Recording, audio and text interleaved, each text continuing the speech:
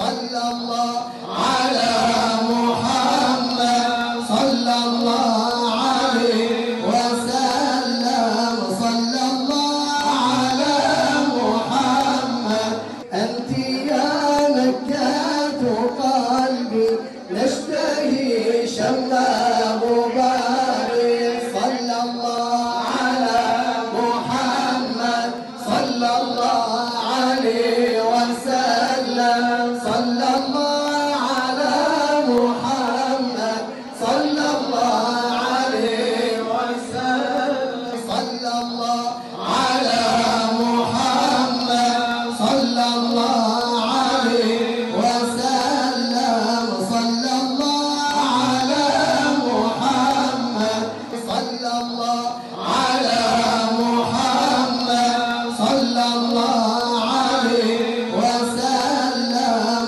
صلى الله على محمد.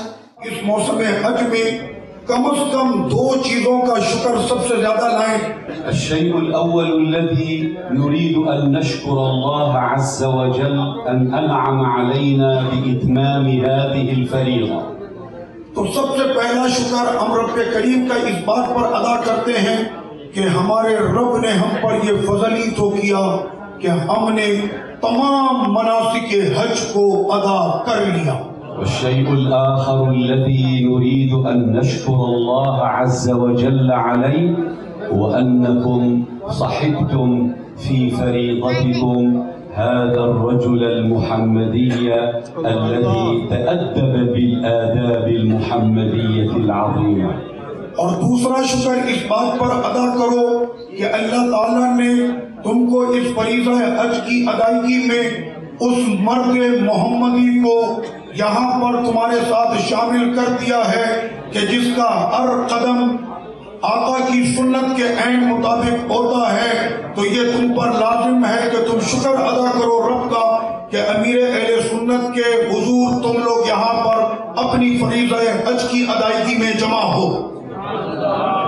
كان لقاؤنا لقاء عظيما في هذا المكان الطاهر. تو جب اس زمین پر کائنات کے سب سے عظیم جلوہ گر ہوئے تو ماننا پڑے گا کہ آج ہماری ملاقات زمین کے سب سے افضل حصے پر ہو رہی ہے. ويشرفني أيضا أن ألتقي بهذا الرجل العظيم الذي هو أمة بمفرده.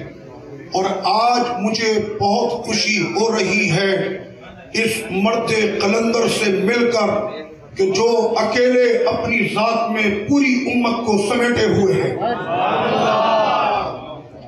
ولذلك أوصيكم بأن تلتفوا حوله وتتأسوا بمنهجه وتأخذوا بوصاياه.